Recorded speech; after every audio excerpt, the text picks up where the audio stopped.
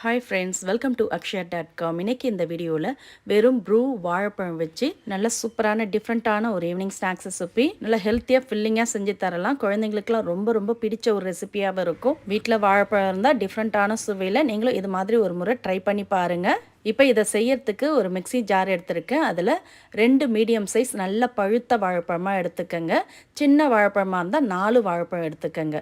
இப்போ இந்த வாழைப்பழத்தை நல்லா பொடியாக கட் பண்ணி சேர்த்துக்கோங்க.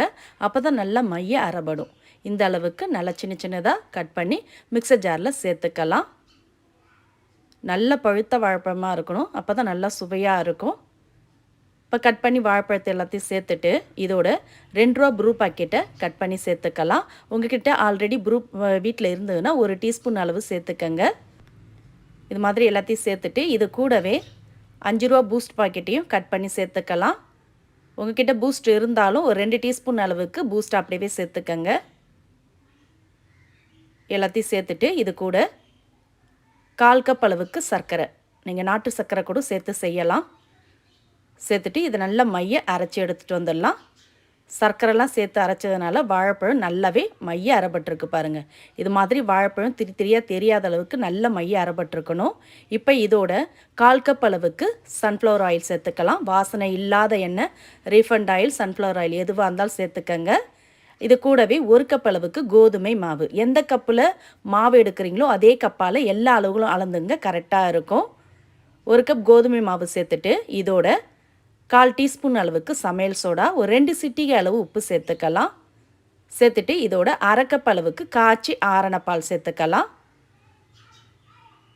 இதை சேர்த்து நல்லா ஒரு 10 செகண்ட் ஓட்டி எடுத்துகிட்டு வந்துடுங்க. பாருங்கள், மிக்சர் ஜார்லேயே நல்லா ஈஸியாக மாவை கலந்துட்டோம்.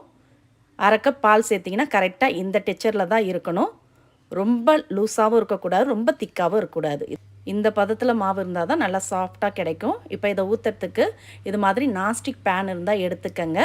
அதில் அடியில் நெய் தடவிக்கலாம். கொஞ்சமாக சுற்றிரும் நெய் தடவிடுங்க.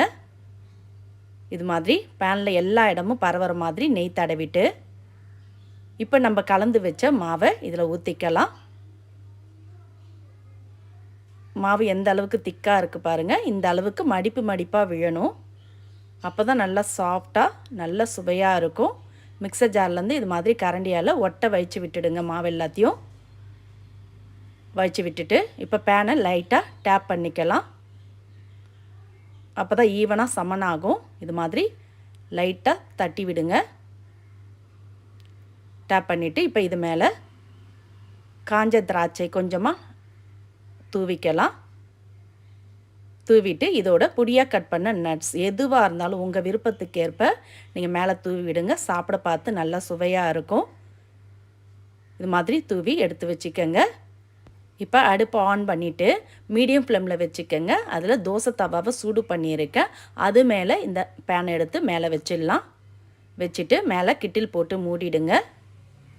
மூடிட்டு அந்த ஹோல்லையும் லைட்டாக சின்னதாக ஒரு பேப்பரை வச்சு ஹோலை அடைச்சிடுங்க. இது மாதிரி அடைச்சிட்டு அடுப்பை ஹை ஃப்ளேம்லேயும் வைக்கக்கூடாது, லோ ஃப்ளேம்லேயும் வைக்கக்கூடாது. மீடியம் ஃப்ளேமில் ஒரு 15லேருந்து 20 நிமிஷம் அப்படியே வேக வச்சு எடுத்துக்கலாம். பாருங்கள், 20 நிமிஷத்துக்கு அப்புறம் திறக்கிறேன். நல்லா வெந்து வாசம் வருது. இப்போ டூத்பிக்கால் நடுவில் விட்டு பாருங்கள், ஒட்டாமல் வரணும். ஒட்டவே இல்லை. உங்களுக்கு அப்படி ஒட்டுற மாதிரி இருந்ததுன்னா இன்னும் ஒரு 2 நிமிஷம் வேக விட்டு எடுத்துக்கங்க. இப்போ பேன் எடுத்து கீழே வச்சு லைட்டாக ஆறினதும் கரண்டியால் சுத்தீரி எடுத்து விடுங்க. இது மாதிரி எடுத்து விட்டுட்டு நீங்கள் பேன்லேருந்து அப்படியே பிளேட்டுக்கு மாற்றிக்கலாம். ஈஸியாக எடுக்க வரும். பாருங்கள், ரொம்ப ஈஸியாக வந்துடுத்து பாருங்கள். பேன்லேயும் ஒட்டவே இல்லை. இப்போ இதை வேணுன்ற சைஸில் சின்னதாகவோ பெருசாகவோ கட் பண்ணி சர்வ் பண்ணலாம். ஈவினிங் டீ காஃபியோட சுட சுட இதில் ஒன்று சாப்பிட்டாலே வயிறு ஃபில் ஆகிடும்.